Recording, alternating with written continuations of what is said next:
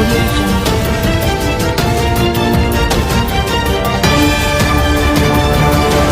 आपण पाहता GS9 news Marathi channel व सिल्लोड एक्सप्रेस न्यूजपेपर मध्ये आपलं स्वागत आहे। सत्य, स्पष्ट आणि निर्भीड पत्रकारितेचा विश्वास। एससी आरक्षणातील उपवर्गीकरणाच्या विरोधात आज बुलढाणा शहरात भव्य मोर्चा काढण्यात आला।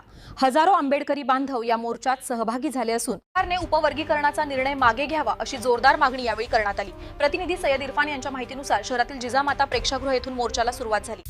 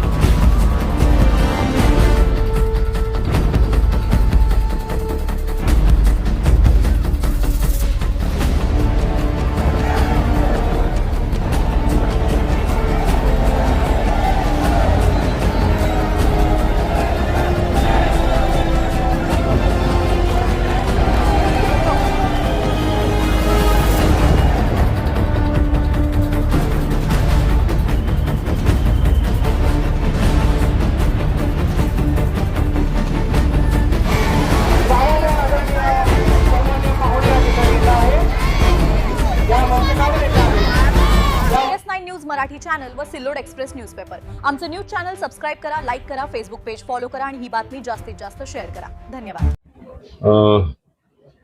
महाराष्ट्रामध्ये मोठ्या प्रमाणामध्ये सर्व जिल्हा, तालुका, गाव पातळीवर मोठ्या प्रमाणामध्ये रिझर्वेशनच्या संबंधामध्ये लोकांच्या मध्ये प्रचंड आक्रोश आहे आणि तो आक्रोश व्यक्त करण्यासाठी सर्व स्तरावरचे मोर्चे आहेत। आज बुलढाण्यामध्ये मोर्चा आहे। सर्वोच्च न्यायालयाचा जो निर्णय आहे की मागासवर्गीयांच्या ज्या जाती आहेत त्याच्यामध्ये वर्गीकरण करण्यात यावं, तो राज्याचा अधिकार आहे असं त्यांनी म्हटलेलं आहे। नेमका तोच मुद्दा घेऊन या ठिकाणी महाराष्ट्र शासनानं अनुसूचित जातीच्या ज्या 59 जाती आहेत त्या 59 जातीचं वर्गीकरण करण्याचा प्रयत्न सुरू केलेला आहे। त्यासाठी त्यांनी एक सदस्यीय बदर समिती निर्माण केली आणि या समितीच्या माध्यमातून जनतेचं म्हणणं काय ते ऐकण्याचा प्रयत्न न करता डायरेक्ट त्यांनी शासनाला अहवाल सादर करण्याचा जो प्रयत्न केला तो मला वाटतं कुठेतरी चुकतोय असं मला वाटतं।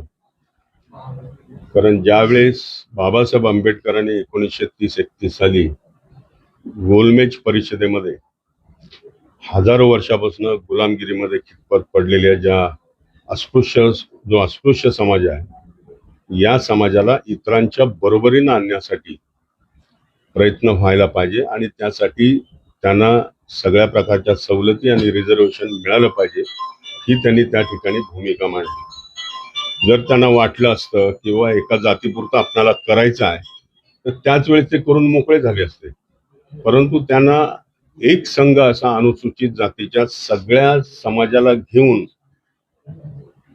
त्यांचा विकास करायचा होता, त्यांची प्रगती करायची होती आणि म्हणून त्यांनी एक संघ पद्धतीनं हे अनुसूचित जातीचं आरक्षण राज्यघटनेमध्ये त्याची तरतूद केली।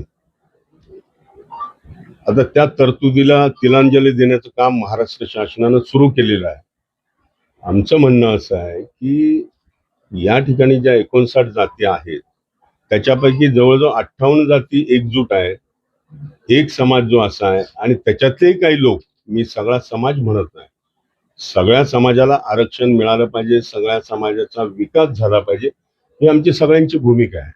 आम्ही कुठल्या एका जातीच्या विरुद्ध आंदोलन करत नाही, परंतु सरकारची ही जी कूटनीती आहे तिचा निषेध करण्यासाठी हे सगळं सुरू झालेलं आहे।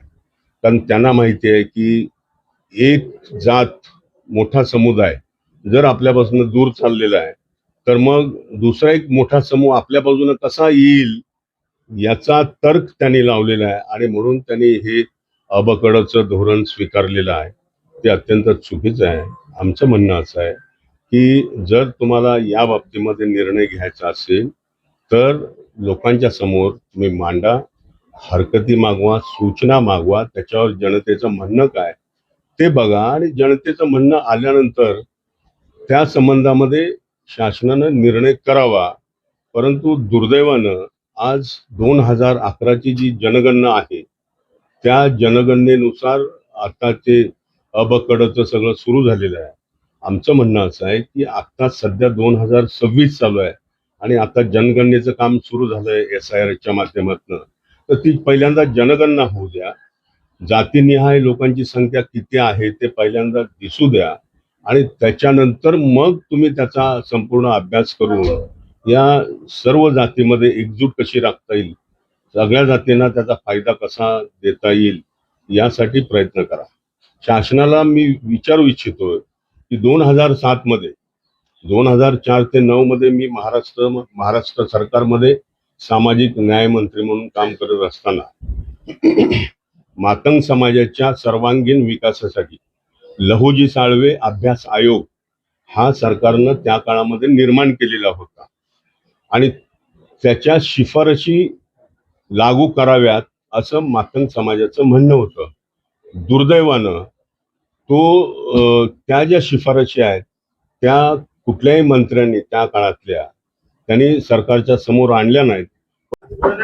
जरा खाली घ्या ना.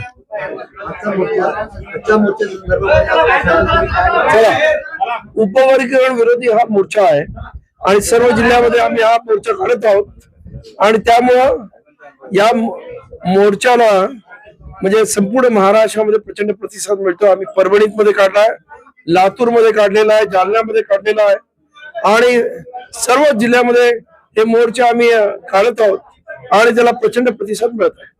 या मोर्चाच्या संदर्भामध्ये सरकार आपल्यासोबत काही चर्चा करण्यास तयार आहे की मोर्चा निघून आले? नाही, सरकारचं धोरण म्हणजे हट्टीपणाचं दिसत आहे. कारण सरकार ज्या पद्धतीनं या इथे 29 SC हे MLA त्यांना सुद्धा ते भेटायला म्हणजे त्याच्यातले 27 जण निवेदन दिले आम्हाला तुमच्याशी याबाबत बोलायचंय, अजूनही त्यांना ती भेट देत नाहीत आणि त्यांना काही करून उपवर्गीकरण करण्याचा घाट घातलेला आहे. हे खरं म्हणजे दुर्दैवी आहे.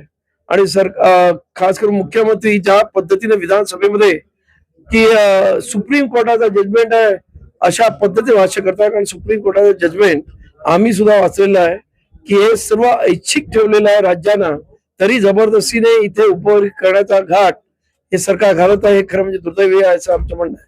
जातीजातीमध्ये भांडण लावण्याचा प्रयत्न केला जात हा आमचं स्पष्ट म्हणणं आहे की महाराष्ट्र सरकार आधी OBC वर्सेस मराठा, त्यानंतर आदिवासी वर्सेस धनगर आणि आता SC मध्ये मातंग वर्सेस इतर 58 जाती असा हे म्हणजे भांडण लावण्याचा घाट घालत आहेत.